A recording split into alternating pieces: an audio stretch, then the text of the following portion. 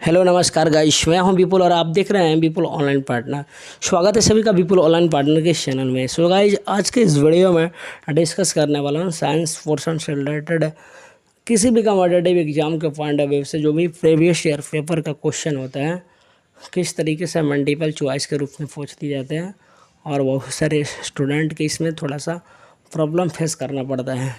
So guys, आप किसी भी कम्पिटिटिव एग्जाम का प्रिपरेशन क्यों ना करो, लाइक एनटीपीसी, ग्रुप डी या फिर एसएससी का अदर जो भी कम्पिटिटिव एग्जाम हो, ठीक है, सबके लिए बिल्कुल ये रिलेवेंट होने वाला। तो काफ़ी कुछ जानने को मिलेगा। सो एल्ला to discuss before you can go to subscribe my channel and press the bell icon. First of all start करते हैं। फर्स्ट क्वेश्चन आपके सामने देखिए यहाँ पर, ब्लड ग्रुप AB वाला व्यक्ति किस व्यक्ति से रक्त प्राप्त कर सकता है? यानी कि जो ब्लड ग्रुप AB वाला व्यक्ति होगा वो किस व्यक्ति से मतलब ब्लड ग्रुप प्राप्त कर सकता है? तो यहाँ पर ऑप्शन दिया है, 4 ऑप्शन दिया है। सही आंसर मैं आपको बता रहा हूँ, ठीक है गाइस। तो देखिए, जो AB ब्लड ग्रुप वाला व्यक्ति होगा, ठीक है, वो किसी से भी ब्लड क्या कर सकता है, इसको ले सकता है, ठीक है। तो AB किसी से भी ले सकता है। तो any blood group is the right answer, D is the right answer for you, ठीक है। और जो एक सर्वदाता होता है वो, ठीक है, ये किसी को भी दे सकता है, ठीक है, वो किसी को भी क्या कर सकता है, दे सकता है। इसको हम डोनर कहते हैं, यूनिवर्सल डोनर करते हैं। और AB को यूनिवर्सल रिसेप्टर कहते हैं, ठीक है। तो ये किसी से भी ले सकता है AB और वो किसी को भी दे सकता है, ठीक है। चलते हैं नेक्स्ट क्वेश्चन पे बढ़ जाते हैं, ठीक है। देखिए यहाँ पर पूछ रहा है कि खेत की फसलों का अध्ययन को क्या कहते हैं, ठीक है। तो खेत की फसलों का अध्ययन को हम लोग क्या कहते हैं, एग्रोनॉमी कहते हैं। क्या कहते हैं गाइस, एग्रोनॉमी, ठीक है। आइए हम थोड़ा इसका एडिशनल इन्फॉर्मेशन को थोड़ा जान जाएं, ठीक है। इसका एडिशनल इन्फॉर्मेशन ये है कि जो आपको पोमोलॉजी होता है, ये फलों का अध्ययन होता है। स्टडी ऑफ फ्रूट्स यानी फलों का अध्ययन क्या कहलाता है, पोमोलॉजी कहलाता है। यहाँ पर देखिए, यहाँ पर फ्लोरिकल्चर कल्चर मतलब होता है क्या करना, किसी भी चीज़ का खेती करना यानी कि उत्पादन करना, ठीक है। तो फ्लोरिकल्चर में हम लोग फूल का उत्पादन करेंगे, बट यहीं पर थोड़ा सा फल फूल सब्जी का उत्पादन करना होगा तो वो हॉर्टिकल्चर हो जाएगा। बट फ्लोरिकल्चर यहाँ पर केवल फूल का उत्पादन, ओनली फूल का उत्पादन होगा, ठीक है। यहाँ पर देखिए, ओलेरिकल्चर क्या होता है। ओलेरिकल्चर में हम लोग क्या करते हैं, साइंस ऑफ वेजिटेबल्स ग्रोइंग, यहाँ पर जो भी सब्जियां होती है तो उसका ग्रोइंग के यहाँ पर स्टडी करते हैं साइंस सब्जेक्ट में, ठीक है। तो यहाँ पर ओलेरिकल्चर हो गया, ठीक है। 4 ऑप्शन मैंने डिस्कस कर लिया। फिर नेक्स्ट क्वेश्चन पर पढ़ते हैं, ठीक है। यहाँ पर देखिए पूछ रहा है कि हल्दी पौधे में किस भाग से प्राप्त करते हैं। जो हल्दी पौधे होते हैं वो किस भाग से हम प्राप्त होते हैं, ठीक है। तो हल्दी में क्या होता है, स्टेम होता है। क्या गाइस होता है, स्टेम यानी तना होता है, ठीक है। तो B is the right answer for you, ठीक है। इसके अलावा आप लोग आलू में भी याद रखिएगा, पोटैटो में क्या होता है, तना होता है, ठीक है। पोटैटो में भी तना होता है, ठीक है। तो आपको समझ पाए होंगे, ठीक है।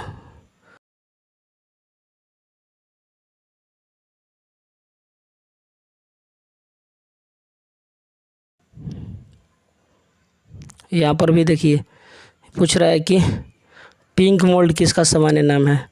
तो ये होता है गाइस, आपको मैं बता दूं कि राइजोपस का ये सामान्य नाम है, ठीक है। नेक्स्ट क्वेश्चन बढ़ते हैं। देखिए ये क्वेश्चन आपको देखिए किस तरीके से पूछा है। एक प्रोग्रामिंग लैंग्वेज किस कंपनी ने विकसित की थी। तो ये फेसबुक ने विकसित की थी। तो C is the right answer for you, ठीक है। ये बहुत ही ये स्ट्रेटेजी के हैं, ठीक है। यहाँ पर भी देखिए थोड़ा सा ये वाला भौतिक की क्वेश्चन बार बार रिपीट होगी। यहाँ पर देखिए ये फिजिक्स से रिलेटेड क्वेश्चन है, ठीक है। निम्नलिखित में से कौन सा जानवर अल्ट्रासोनिक ध्वनि सुन सकता है। अल्ट्रासोनिक क्या होता है, 20,000 हर्ट्ज से 20,000 हर्ट्ज से, ठीक है, ऊपर के जो कि तरंग होते हैं, वेव्स होते हैं, 20,000 हर्ट्ज से ऊपर, इससे प्लस होता है, क्या होता है, प्लस 20,000 हर्ट्ज से ऊपर के क्या करता है, तरंग को हम लोग कहते हैं अल्ट्रासोनिक वेव्स। कौन सा वेव्स, अल्ट्रासोनिक, ठीक है। तो इसको ओनली फॉर बैट सुन सकता है, ठीक है। ये वाला ये 20 हर्ट्ज से नीचे वाले सुनते हैं तीनों, ठीक है। तो D is the right answer for you, ठीक है। समझ पाए होंगे।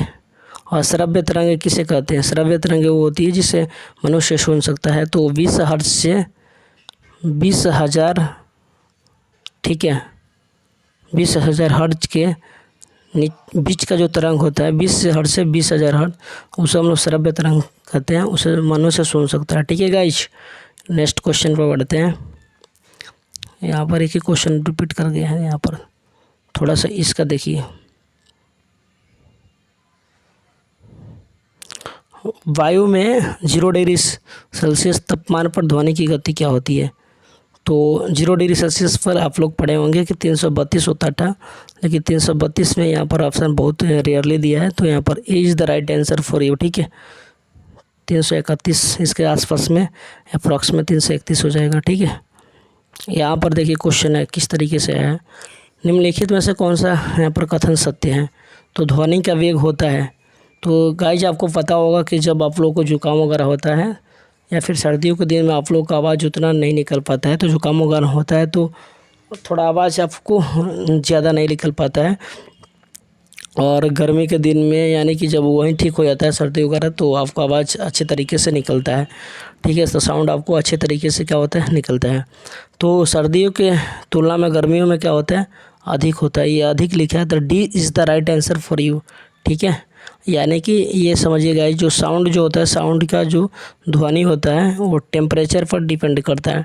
टेम्परेचर बढ़ता है तो ये डायरेक्टली प्रोपोर्शन का मतलब क्या होता है, साउंड डायरेक्टली प्रोपोर्शन होता है टेम्परेचर के। टेम्परेचर बढ़ाने पर यहाँ पर ध्वनि का वेग क्या होता है, बढ़ जाता है, और टेम्परेचर को क्या करने पर, कम करने पर ध्वनि का वेग भी क्या होता है, कम होता है। ठीक है गाइस, उम्मीद करता हूँ ये चीज़ें आप लोग समानुपाती वाला चीज़ें आप लोग समझ पाए होंगे। ठीक है, तो यानी कि आपको पता होगा कि सर्दियों की तुलना में यानी कि गर्मियों में क्या होता है गाइस, ध्वनि का वेग अधिक होता है। इससे आप लोग थोड़ा सा फील कर पाए होंगे। ठीक है, चलते हैं नेक्स्ट क्वेश्चन पे, नेक्स्ट पर बढ़ जाते हैं गाइस।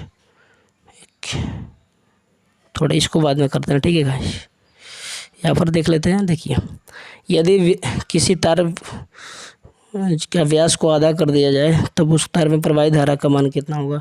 तो यहाँ पर देखिए, ये आपको अनुप्रस्थ काट का क्षेत्रफल है।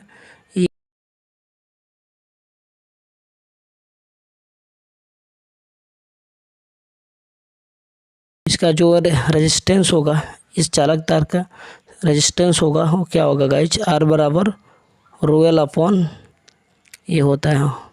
ठीक है, रो क्या है, रो ये रेजिस्टिविटी है, प्रतिरोधकता है। ठीक है गाइज, तो यहाँ पर सबसे पहले देखिए क्या होता है, इसका एरिया क्या होता है, जो वनप्रस्थ काट का क्षेत्रफल था इसका एरिया क्या होता है, एज कस्ट होता है पाई आर स्क्वायर। क्या होता है, पाई आर स्क्वायर। जब पाई कांस्टेंट है तो पाई को जब हटाएंगे तो एक समानुपाती आएगा आर स्क्वायर। आर क्या दिया है, व्यास का आधा है। ठीक है, आधा कर दिया, तो व्यास यहाँ पर आधा रखेंगे तो 1/2, 1.2 का स्क्वायर करेंगे तो 1/4 हो जाएगा। तो यहाँ पर जो इस करंट आएगा वो 1/4 आएगा। क्या आएगा, 1/4। A is the right answer for you. ठीक है, नेक्स्ट क्वेश्चन पर बढ़ते हैं। एक ही क्वेश्चन बार बार रिपीट हो गया है। यहाँ पर देखिए गाइस, ये वाला क्वेश्चन क्या है, 9 ओम, 4 ओम और 12 ओम के 3 प्रतिरोध को समानांतर क्रम में जोड़े गए हैं, तो परिपथ में समतुल्य प्रतिरोध क्या होगा? तो इसका समतुल्य प्रतिरोध ज्ञात करना है गाइस।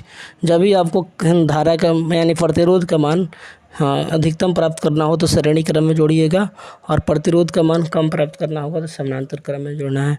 तो यहाँ पर देखिए 3 प्रतिरोध समानांतर क्रम में जोड़े हैं, तो समानांतर क्रम का फार्मूला क्या होता है, 1/r बराबर 1/r1। r1 का मान कितना है, 9। ठीक है, 1/r2, r2 का मान कितना है, 4 ओम है। कितना गाइज है, 4 ओम। 1/r3, r3 का मान 12 ओम है। कितना है, 12। अब इसका एलसीएम लीजिएगा 1/r। ठीक है, तो इसका 36 हो जाएगा। 9 चौका 36, 4 9 कितना हो जाएगा, 36। बढ़ते हैं 36, इसको ऐड करेंगे तो 9 4 9 3 12 4 16 अपॉन 36 से इसको कटा देंगे। यहाँ पर देखिए 4 चौका 16, यहाँ पर 4 9 36। 1/r 4/9 है, तो r कितना होगा, तो r हो जाएगा 9/4। 9/4, 9 का आधा करेंगे तो कितना आएगा, 4.5, 4.5 का आधा होता है 2.25। तो 2.25 यहाँ पर B is the right answer for you. ठीक है गाइस, उम्मीद करता हूँ ये समझ पाए होंगे। नेक्स्ट क्वेश्चन पर बढ़ते हैं। ठीक है, यहाँ पर देखिए रेजिस्टेंस का मान अगर ज़्यादा लाना होता तो यहाँ पर इसको हटा के पैरेलल को हटा के श्रेणी क्रम में जोड़ देते। श्रेणी क्रम में जोड़ते तो क्या होता, कुछ भी नहीं होता। आर बराबर लिखते 12 4 कितना हो गया 16, 16 9 25, यहाँ पर 25 ओम हो जाता। ठीक है गाइस, लेकिन ये तो पूछा नहीं है, इसमें पूछा था समानांतर क्रम में जोड़ने पर, इसलिए 2.25 हुआ। ठीक है, नेक्स्ट क्वेश्चन पर बढ़ते हैं। देखिए परमाणु में अवस्थित सबसे हल्का कण क्या है। तो परमाणु में आप लोग जानते हैं कि प्रोटॉन और न्यूट्रॉन जो होता है, प्रोटॉन और न्यूट्रॉन का जो मास होता है अप्रॉक्सीमेट सेम होता है, लेकिन हल्का सा इससे थोड़ा सा ज़्यादा होता है न्यूट्रॉन का। ठीक है गाइस, बट इस दोनों में सबसे पूछेंगे हल्का कौन होता है, तो इलेक्ट्रॉन होता है। क्या होता है, इलेक्ट्रॉन का जो मास होता है प्रोटॉन के मास के तुलना में 18 से 36 गुना क्या होता है, 36 गुना क्या होता है, कम होता है। ठीक है, और प्रोटॉन का क्या होता है गाइस, ज़्यादा होता है। तो सबसे हल्का क्या हुआ, इलेक्ट्रॉन। तो B is the right answer for you. ठीक है गाइस, उम्मीद करता हूँ समझ पाए होंगे। ठीक है, लेकिन सबसे बड़ा पूछा जाए सबसे भारी कौन है, तो प्रोटॉन होगा, बट सबसे हल्का क्या होगा, ये आपको इलेक्ट्रॉन होगा। ठीक है, सो चलिए गाइस नेक्स्ट क्वेश्चन बढ़ जाते हैं। ठीक है, ये उम्मीद करता हूँ कि आपको समझ में आ गया होगा। ठीक है, सबसे हल्का क्या है, इसमें इलेक्ट्रॉन है। ठीक है, फिर से चलते हैं नेक्स्ट क्वेश्चन पर। देखिए इस क्वेश्चन में क्या दिया है गाइस आपको। देखिए आधुनिक आवर्त सारणी में किन दो आवर्त में प्रत्येक में 8 तत्व होते हैं। तो यहाँ पर देखिए किन दो में 8 ही तत्व होते हैं। तो आप लोग पढ़े होंगे, पहले जो आवर्त होते हैं उसमें 2 तत्व होते हैं, हाइड्रोजन हीलियम। दूसरे में 8 तत्व होते हैं, तीसरे में भी 8 होते हैं। ठीक है, बट यही पूछा है कि 2 आवर्त बताइए ऐसा जिसमें 8 ही तत्व होते हैं। तो ये दूसरा हो जाए, पहला आवर्त में 2 होता है, दूसरा आवर्त में 2, दूसरा आवर्त में 8 हो गया, फिर तीसरा आवर्त में भी 8। ठीक है, तो डी ऑप्शन में लिखा है 2 और 3 में। यही पूछेगा चौथा में क्या होता है। चौथा में देखिए चौथा में होता है 18, पाँचवा में भी क्या होता है 18 होता है। तो कितने होते हैं 18। तो ये क्वेश्चन नहीं पूछा है, हमको पूछा है कि 8 किन किन में होते हैं, तो 2 और 3 में होते हैं। तो D is the right answer for you. ठीक है गाइज, नेक्स्ट क्वेश्चन में बढ़ते हैं। ठीक है, इसमें बताइए गाइज, पूछा है कि निम्न में से क्या हाइड्रोकार्बन का एक उदाहरण है। ठीक है, हाइड्रोकार्बन का उदाहरण है इसमें। तो सबसे पहले आपको ये पता होना चाहिए, इसमें आपको फॉर्मूला इसका, तो इसका होता है CF2। क्या होता है CF2 और Cl2 क्लोरोफ्लोरोकार्बन का। ठीक है, और एस्टिक एसिड का क्या होता है CH3COOH। ठीक है, और कार्बन डाइऑक्साइड को तो आप लोग जानते हैं CO2। ठीक है, CO2, और मीथेन का होता है CH4। ठीक है, तो हाइड्रोकार्बन किसे कहते हैं, जिसमें ओनली फॉर हाइड्रोजन और कार्बन ही हो उसे हाइड्रोकार्बन कहते हैं। तो इसमें देखिए कार्बन है, ओनली फॉर कार्बन है, और क्या है फ्लोरीन है और क्लोरीन है, तो ये तो नहीं हो सकता है। ठीक है, सेकंड वाले में जाएंगे तो कार्बन हाइड्रोजन है, बट यहाँ पर O आ गया है, तो ये भी नहीं हो सकता है। और CO2 में O आ गया, फिर भी ये भी नहीं हो सकता है। तो CH4 is the right answer. Only for देखिए डी ऑप्शन में आपको CH4 है, तो कार्बन है और हाइड्रोजन, इसीलिए हम इसे क्या कहेंगे हाइड्रोकार्बन कहेंगे। Methane is the right answer for your, D option आपको करेक्ट होगा। ठीक है, डी वाला। ठीक है, चलिए नेक्स्ट क्वेश्चन पे बढ़ जाते हैं। ठीक है, ये आपका पीरियोडिक टेबल हो गया। ठीक है, और यहाँ पर बहुत सारे क्वेश्चन दिया है। ठीक है, यहाँ पर देखिए थोड़ा सा, निम्नलिखित में से किस गैस का उपयोग खाद्य पदार्थों को